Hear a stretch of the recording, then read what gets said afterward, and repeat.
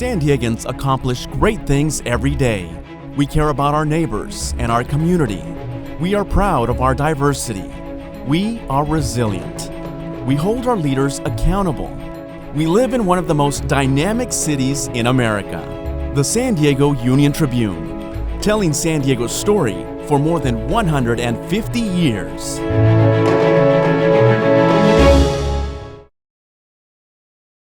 Hello, I'm Dr. Gail F. Baker, Vice President and Provost at the University of San Diego. And I'm Dr. Noelle Norton, Dean of the College of Arts and Sciences here at USD. For the second year in a row, USD, along with its College of Arts and Sciences and Humanities Center, is proud to return as the presenting sponsor for the 2021 San Diego Union-Tribune Festival of Books.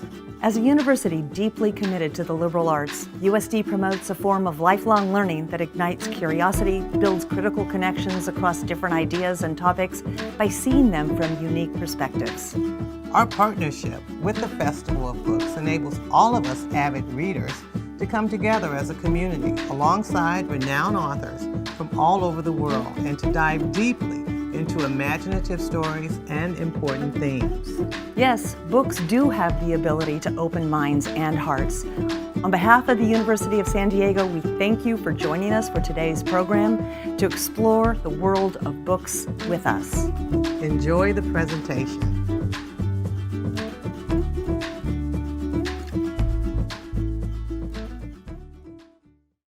Hello, everyone, and welcome to the San Diego Union-Tribune Festival of Books. I'm Jackie Jou, the programming manager for this year's festival, and I'm so excited to have authors Kevin Eastman and J. Michael Straczynski to join me today.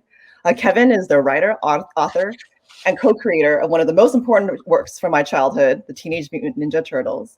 He's written Teenage Mutant Ninja Turtles: The Last Ronin, a comic book series featuring the Turtles and their allies battling for survival against enemies old and new in the dangerous streets and sewers of New York City. Thanks, Kevin. J. Michael Straczynski is the creator of Babylon 5, co-creator of Sense8, and has written for TV, movies, comic books, graphic novels, and more. His work has appeared on the New York Times bestsellers lists, and his many awards include the Hugo Award, the Eisner Award, and the GLAAD Media Award. His new novel, Together We Will Go, grapples with the questions of existence and what it means to live. We're so honored today to host this conversation between Kevin and Joe. Thank you for joining us today. My pleasure. Thank you. Thanks for having us. Good to be had. Just jumping right in for a second. As someone who's created a universe and kept it going for a long time, I understand how difficult that process is. How do you keep the TMNT universe going and fresh, and so you don't want to just like put a bullet in your brain after a while?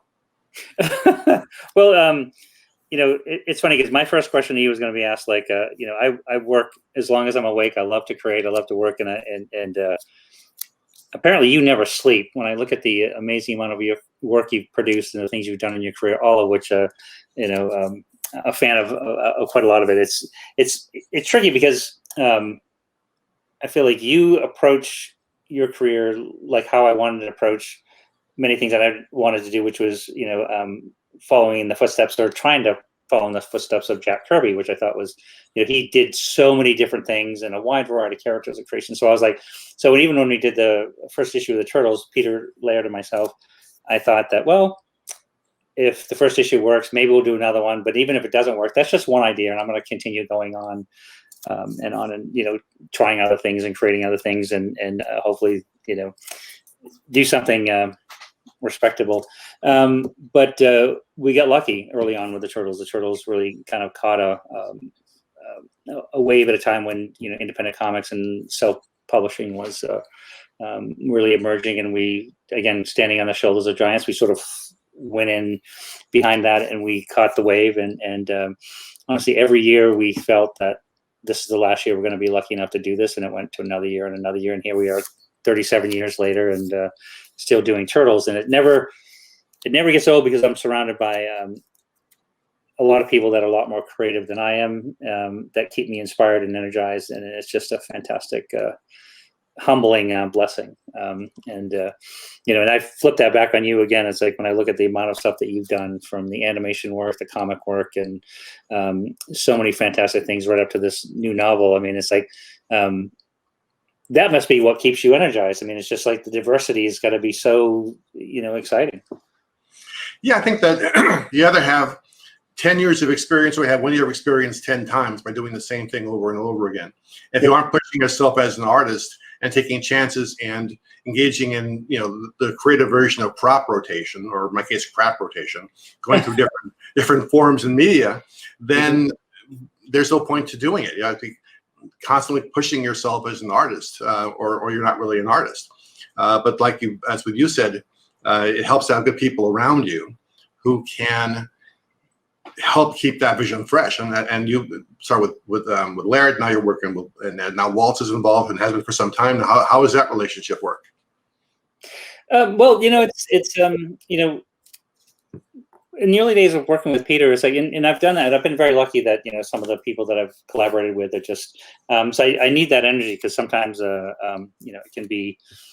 It's easy to get it unfocused, and because the way I sort of will approach a story, for example, is like, I'll write a very detailed treatment, then I start doing layouts, like I'm working on last, issue 4 of the last Ronin, and I sort of it's like directing a movie in the sense that you get the outline, you have a decent script or a basis of a script, but then as you start shooting it, everything evolves from that. And that's the way that Peter and I worked in the earliest stages, but it also was having that counterbalance of somebody that can give you the perspective and sort of help you stay in tune and on track and focused on the idea, which is sometimes challenging and difficult when you want to be more creative. And I can imagine, I'm thinking like some of the cartoon projects, the animation projects, the movie projects, and the other stuff that you've worked on, especially the TV stuff. I mean, that's like, and it just reminded me, like, when I look at working on a comic book, and you've done this very well as well, it's just you, and you're the sole control. You're in the director's chair, and you have a partner, or writer, a penciler, and an inker. But when you're working on some of the TV shows, that's got to be, just mind blowing to coordinate, to keep that stuff, that on track and focused, and to make that story as great as you can make it, as good as you can make it. It is, and that can be challenging sometimes, because if you don't get a director who is in tune with what you want to do, suddenly you got a real problem on your hands. Most directors I work with have been terrific. A few dead and rotten that should be dropped down the sewer, but those are only a very, very few. But that's why I like writing comics, where it's really you're in charge of everything from the panel layout to the dialogue, and that, of course, Together We Will Go, because in a novel there is no one else to blame, no one else to collaborate with. It's just the words. And we, as writers, often tell ourselves, boy, if nobody was interfering with me, I could do really, really great stuff. And of course, we crash and burn and die in the process of that. And a novel became sort of a chance to say, okay, if I've been saying that this director over here, that studio over there got in my way, then let's do a novel where there's nobody else to blame. If it tanks in the biggest crash since Tunguska, that's all down on me. That's kind of a nice balancing point between working with other human life forms, which is always problematic, and having your own stuff going. I was thinking about Ronin and the history of the TMNT, which is started in the early Cretaceous period, I believe. It's still going on. The first time you went into a convention and saw someone cosplaying as one of the characters from Teenage Mutant Ninja Turtles, what did that feel like? Humbling, mind-blowing, just, alternate universe kind of stuff. And actually, the odd part is that the first time we saw somebody cosplaying as Turtles, it was pre-cartoons, pre-movies, pre-everything. And it was here at San Diego Comic-Con in 1986. My first, Comic-Con was 1985, which was, the first time I've been to the West Coast, the first time I've been around, other artists and writers, and certainly so many people I admired that, you see Jack Kirby walking through a room, or Frank Miller, you see other people, Dave Stevens, and you can't even talk, you just sort of stare. But the first time you saw that, not only somebody coming up to you and asking you to sign, a book that you had written that they had purchased, was surreal. And then you didn't know how to handle it, and you were so grateful that they did, because it allows you to pay a little bit of rent and get on to the next issue.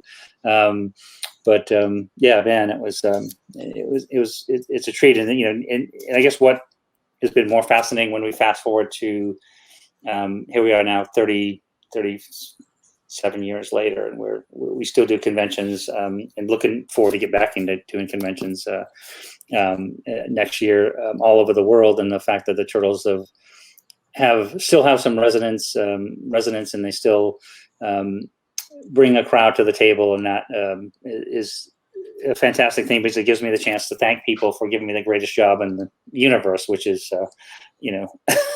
pretending I'm Jack Kirby and writing and drawing comics all day. So I was going to say, you also made a very, very brave choice in the new book, because the obvious choice would be to give a role this serious and intense to one of the other Turtles, Raphael or someone else. Instead, as he says himself in the course of the book, I'm the funny one. And you gave this really serious, intense, heavy-duty action story to Michelangelo. And how did that decision-making process go? And I commend you on taking the risk of that. That's a great question, and it was really because Michelangelo was the first turtle ever drawn back in 1983, 1984, and it was the idea behind what we were doing, what I wanted to do with Last Ronin, because it was based on a story that Peter and I wrote in 1987, around the time that we had just finished a large story arc, and we weren't sure where we were going to take the Turtles from that point on. And so we decided to look 30 years down the road and see where they might be and sort of navigate that way. And so it was just funny that story would have been set in 2017. And then when Tom Waltz and I had finished working on 100 issues of the IDW ongoing series, and we ended up at the same point. We're coming up on issue 100, and we said, well, where do we go from here? And I suggested this story that I had. I pulled it out of the archives about 7 or 8 years before, and started playing with it and dabbling and seeing if there was something that it could be expanded on. And I said, why don't we look again, 15, 20 years down the road and see where we'll take the Turtles, and then navigate in that direction and see what we come up with. So there were a lot of obvious choices, like you said, Raphael, Leonardo, and other Turtles that would make more sense on the one hand. But to me, Michelangelo was the one that had the biggest story arc, the most intense story arc, to go from losing everything and being the funny one to being the one that ultimately takes the final steps towards revenge and redemption to what was started in the very first issue in 1984, the first issue of the Turtles. So it was a logical choice, and it's been, it's evolving. Literally, I kid you not, I literally jumped off issue 4 to step over here while I'm still figuring bits and pieces out. But it's been a wonderful challenge, and it's to bring that project to life has been fantastic. And it's so well constructed too, because for the first number of pages, you're seeing these off-frame word balloons. Who the hell is talking to him? He had never seen anyone. Then you realize, oh my gosh, it's the rest of his family. Yeah, it's like, he has different bits and pieces of the other Turtles, because the Last Ronin kind of sums it up, and we get so when I do interviews and talk to some of the fans, and they go, well, when they start seeing some of the flashbacks where some of the other family passes on, and it's sort of like, well, I kind of give you a heads up when I said it's the Last Ronin. So we got to kind of, and those are tough scenes to write, because it is really killing your darlings or your children, so to speak, to do that. But it's and choreographing it so that the story works the way that it needs to work. Each one has an importance and evolves a story along, which doing it in comic book form is one thing. Doing it in prose, doing a full novel. What was your approach to the Together We Will Go? Because that is, to me, I love the idea. I think it's such a fantastic concept. What you're trying to do. The first thing I thought of was it's like Magical Mystery Tour on acid and steroids or something. I don't know, but it just seemed really fantastic evolution. How did that idea come to you? I've had a number of friends over the years take their own lives. Actually, a rather stunning number of people. So apparently I'm a carrier. To know me is to want to kill yourself, apparently. And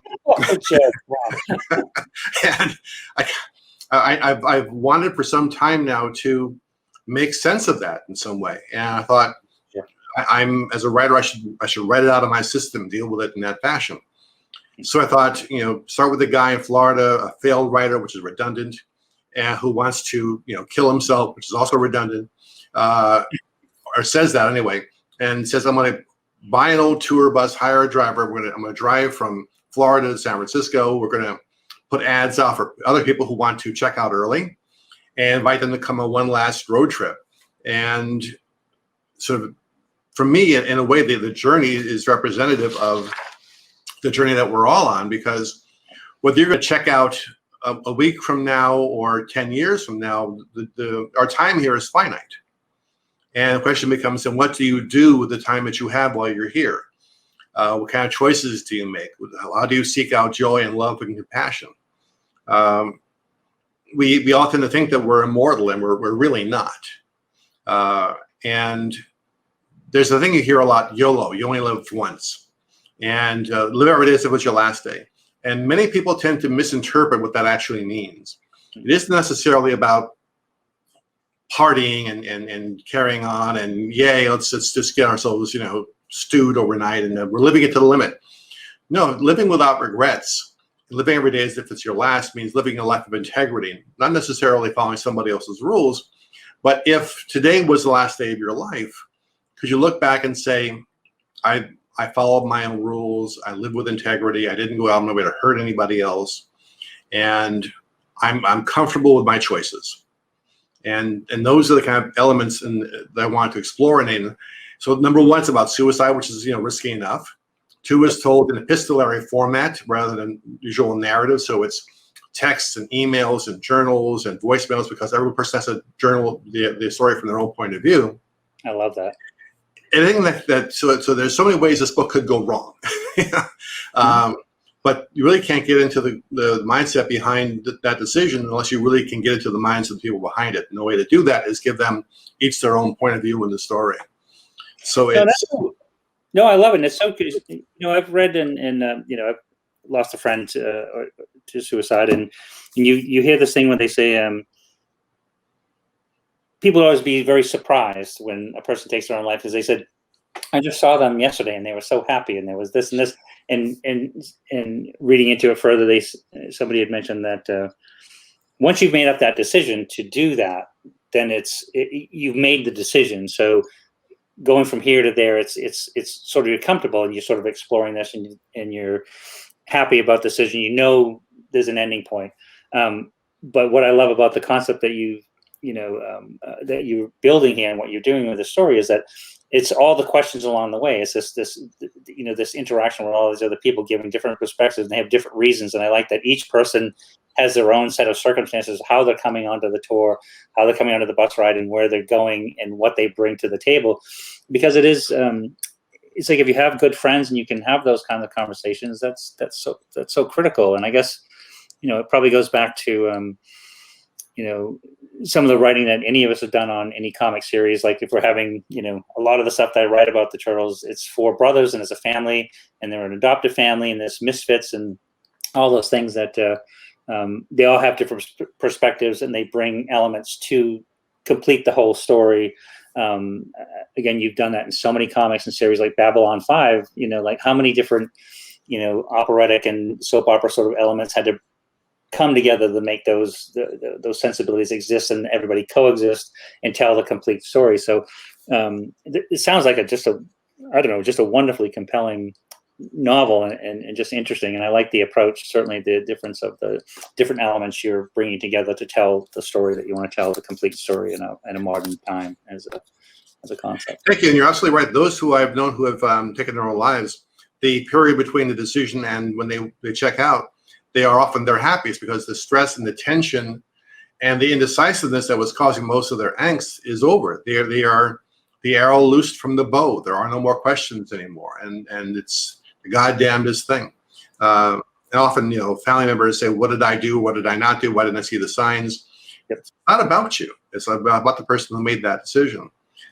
Goes back to the notion of family, and you mentioning and that Teenage Mutant Ninja Turtles is about a family unit and always has been.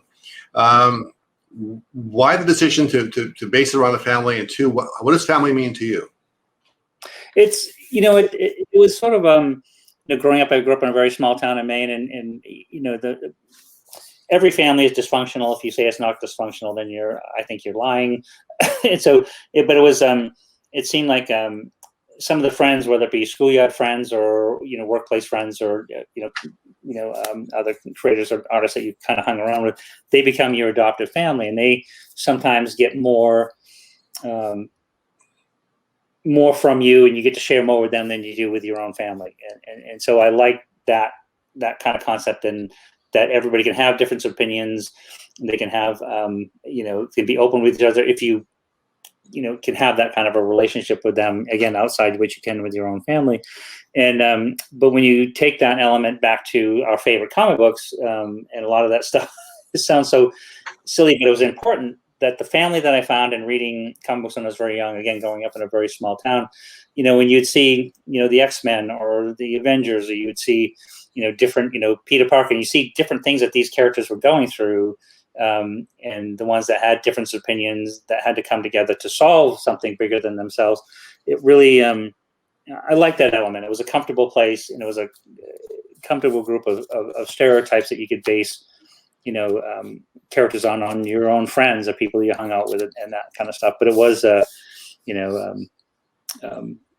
very unique set of circumstances to bring a family together to tell a story that you wanted to tell. And that came later when Peter and I started. We had no clue what we were doing, really. We just were copying some of the people that we loved and admired and inspired us in the first place. And then we went past parody and certain elements that we're doing with our characters, and went into writing our own stories. It was to me the greatest job ever, because I was able to pay my rent and learn and draw and write the whole time. Again, no clue what I was doing, but hoping for the best, and just sort of this is good, bad, or ugly. And the trick was, and I'm sure you can relate to this in many ways, because of the diversity in your careers, like the stuff that you have to write and the things you have to do, because that's the format and the structure, whether it be, say the He-Man stuff or the other stuff and the other structured stuff you have to do.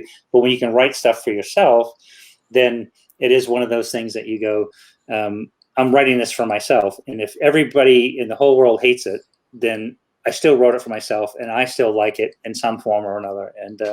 And that's your only real barometer. And that's in the later issues of the Turtles, and that's the way I write now. And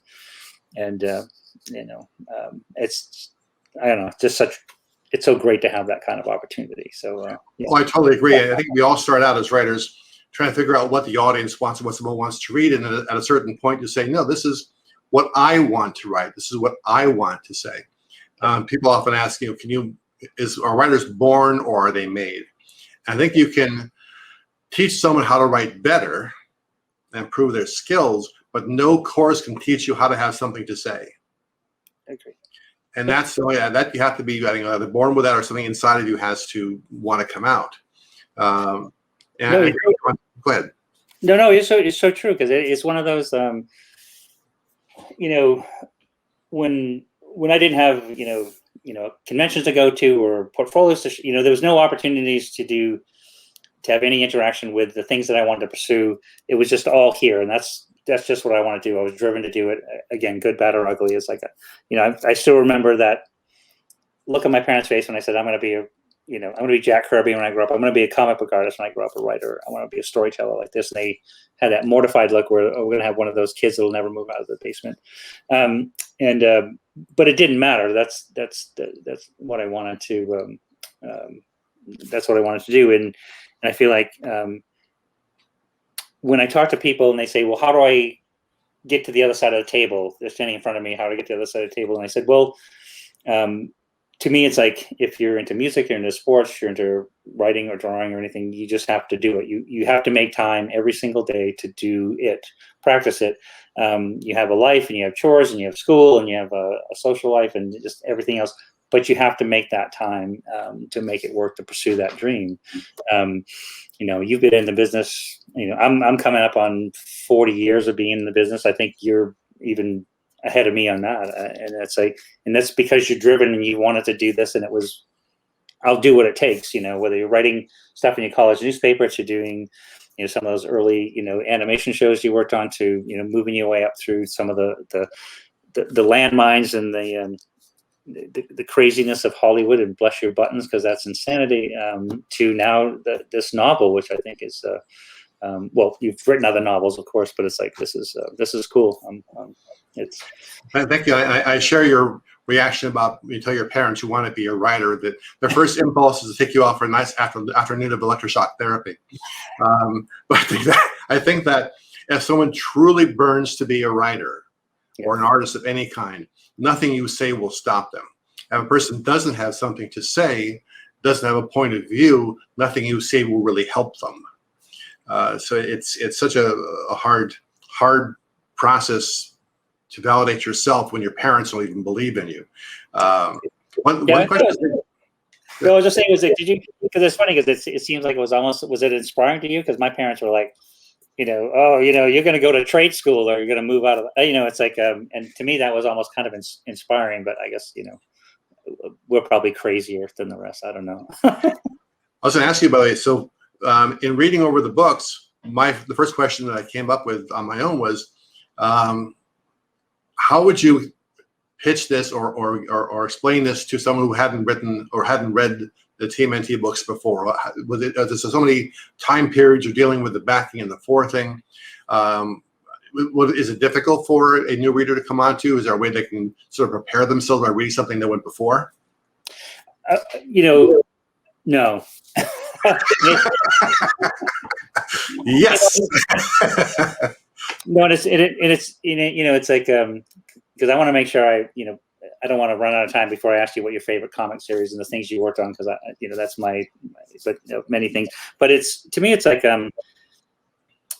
when Dark Knight came out, and we all knew where we were, and it was just, you know, whether it be Watchmen or Dark Knight or some of those things that really were super innovative and super creative to us at that time period, that they arrived on the scene. And for me in Dark Knight, because I was Daredevil, Batman, and those are my two main guys. And what I like about Dark Knight is that you had to have an understanding, you know, of all things Batman to make that story more impactful, at least for me personally, more impactful, because there were reference points that were made and the reference points that were left out, and it was stuff that left out, you know, and you know, Frank Miller did a wonderful job at putting a lot of the pieces together for somebody that had just stepped into it. But it's still, to me, it was, you needed to know a lot more of the backstory, a lot more of the history to make it work as a whole story, at least in my opinion. And then with the Turtles, this last Ronin story is very similar, is that, you know, I just finished 100 issues with Tom Waltz, and you know, this multiple Turtle universes, from the Archie universe, the animated, to you know, the movies and all those things. But this goes back to some of the original stories that Peter and I did, and so you need to know, you know, you have to have a basic understanding of those first group of issues, plus some of the other universes. But it's a tale featuring a very limited number of characters, all the original characters, and answering stuff that was set up in the very first issue 37 years ago. So it would be hard to pitch it. And somebody had actually reached out and said, wow, this would be a great animated movie. And I'm like, or a great movie. And I said, I don't think so, because everybody died. You know, I mean, it's a very dark story, and it's not a, it's a difficult story to tell, and it means a lot to the older audiences that were the original fans that gave me this great job. So, but yeah, so it's a tough one. So it'd be hard to pitch. But I want to see, you know, your new novel as a movie. This would be this is a perfect setup for, I think, quite an amazing movie opportunity.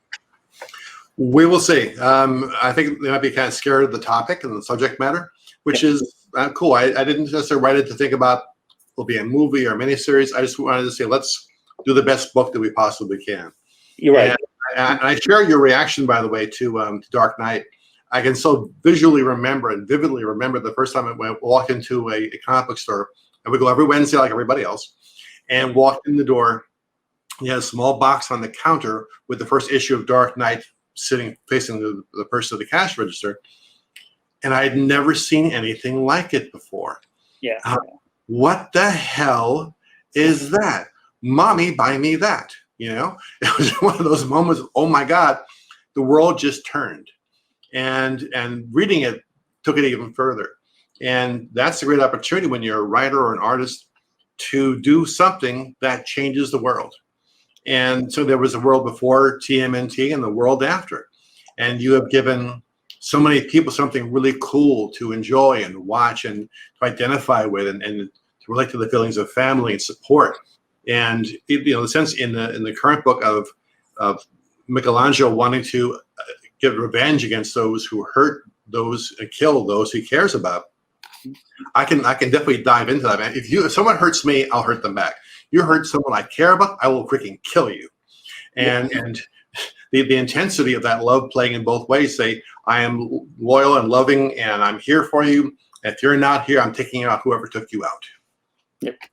Well, it's like, I think that it goes with your career, my career, and more importantly, our influences and the things that we grew up on, and the stuff that we've been exposed to, creatively and otherwise. We're kind of genre junkies, I guess, for lack of a better term. And it's nothing like a story that really, I've seen those movies that I don't want to watch again because it made me feel too much. You know what I mean? That that you sort of you get in and all the pieces there, and it really cuts deep, and I do think that you're right in writing a story that even with Together We Will Go, it's not like you weren't thinking about it in a movie. It's like you're thinking about something you're writing for yourself, because you had to explore that opportunity, those ideas, and go all the way through. And I think that's the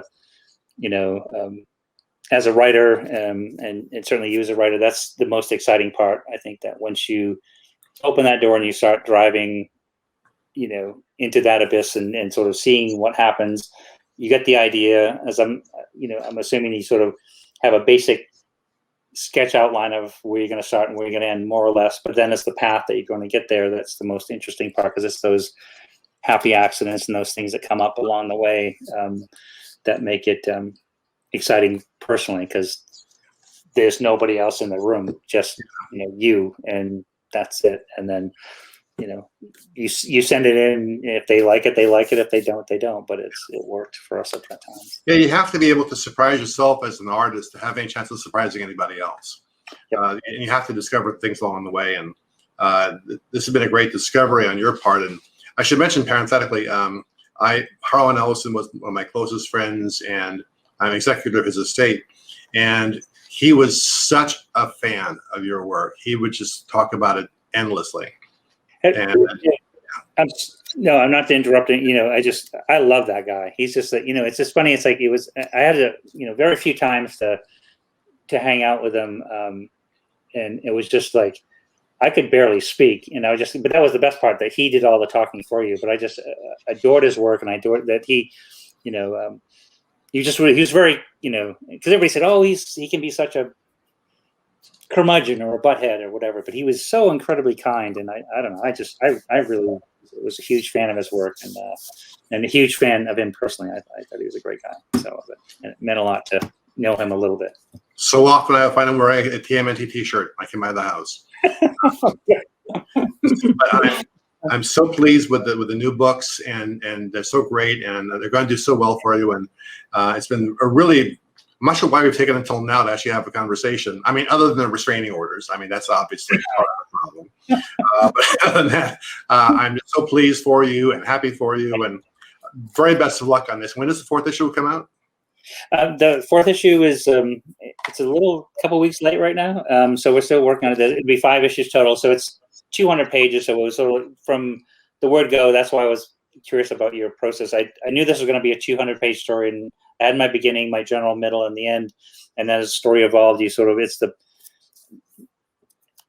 path that you take to get there, which is the one that keeps you up at 3 a.m. and you're still doing that. And it's like and then finally, it works. But so it's like, yeah, so we still got to, probably by the end of the year, we'll have the whole series wrapped up. And then for, Together We Will Go, is that out now? Is it coming out right now? No, it came out July 6th. Got great reviews. Newsweek Awesome. Loved it, recommended it. Good Morning America Book Club recommended it. So we're on a good path. Well, so I can't wait to read it, sit down and have a proper read with it. I look forward to it. Lovely. Thanks. I think our host is signing us out now, I think. There we are. It was a real pleasure talking to you.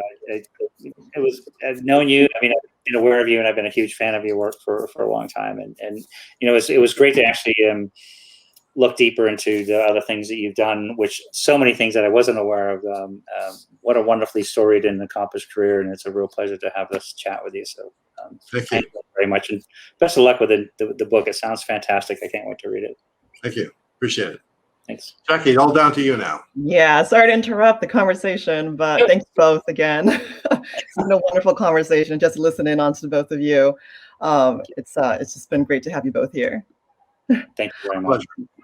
I just want to mention for the audience that for the rest of today, we have a full program of author panels and demos streamed all online, and all the videos will be available on sdfestivalofbooks.com. And you can purchase both Joe and Kevin's books and many others from our indie bookseller partners at bookshop.com, and the link can be found below. And lastly, please consider supporting our festival partner, the San Diego Council on Literacy, by visiting literacysandiego.org. And thank you, everybody, again. Hope you enjoy the rest of the festival. Thanks. Thank you.